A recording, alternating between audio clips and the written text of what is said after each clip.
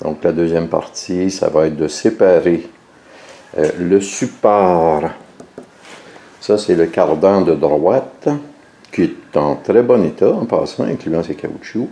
Mais il y a un petit bearing ici, là-dedans. Et normalement, le support pour le bearing, ou pour tout le reste, est censé se séparer facilement, puis lui est coincé. Et finalement, on a ici l'espèce de gros caoutchouc qui est une sorte de support de moteur dont on a nettoyé et lubrifié les deux bottes. Donc ça ici, je l'ai commandé du concessionnaire, je devrais l'avoir cet après-midi. Donc, ensuite il va juste rester à remonter tout le devant, les roues et compagnie. Mais ça va faire l'objet d'une autre vidéo. Donc fin de cette partie.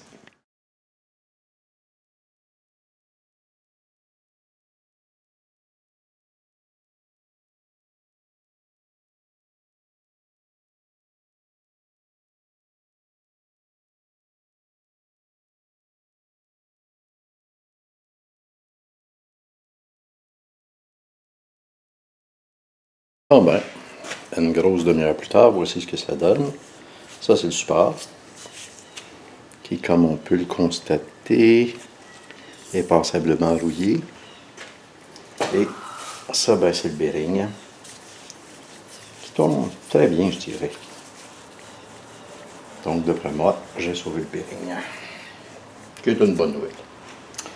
Bon, on va lubrifier, on va remettre ça en place, et on va remonter le cardan. Fin de cette partie.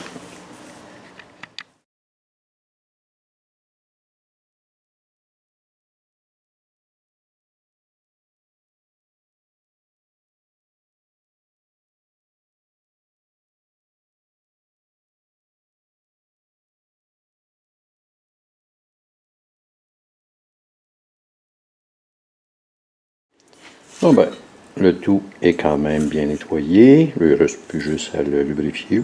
Je vais mettre de la graisse à bearing de roue. Et ça, c'est pour le bearing. Il y a comme une sorte de petite différence, je dirais. Donc, parfait. Fin de cette partie. Bon, ben, comme on le constate, le support ici est en place. Il ne reste plus juste à réaligner le cardan qui a été lubrifié à l'intérieur. Le seal, j'ai lubrifié le seal aussi.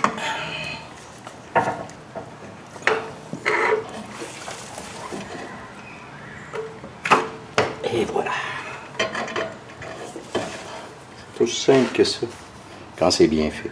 Là, tout ce qui reste, c'est de mettre, donc, la dernière étape, pour ce cardan-ci, c'est de remettre une espèce de petite clip de retenue.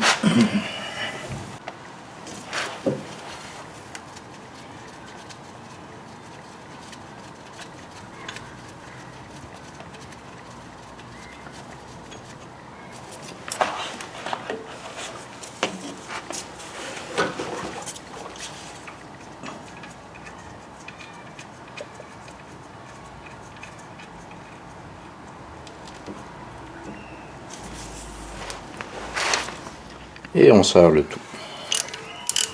Coupe de serrage n'est pas critique du tout là-dedans.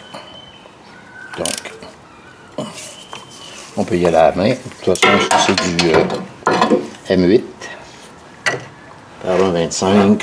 Donc, aux alentours de 25 Nm va faire l'affaire. C'est aussi facile à reproduire avec un ratchet en passant.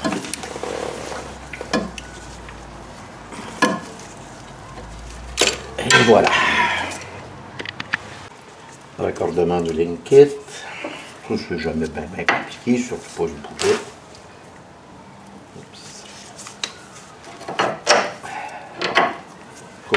Le couple de serrage ici est à 34 Nm. Ce qui est somme toute rassurant. Mais ça, je vais y aller avec un petit coup d'impact.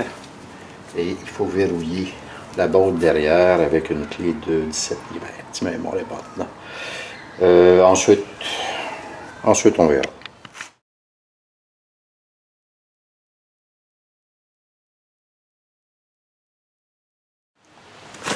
Installation de la tie rod. J'ai compté, lorsque je l'ai enlevé, 16 tours. Donc, je vais resserrer ceci à 16 tours.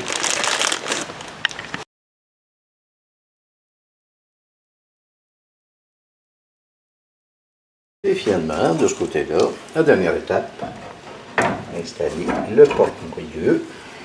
Et wow! J'ai mis un petit peu d'anti-grippe.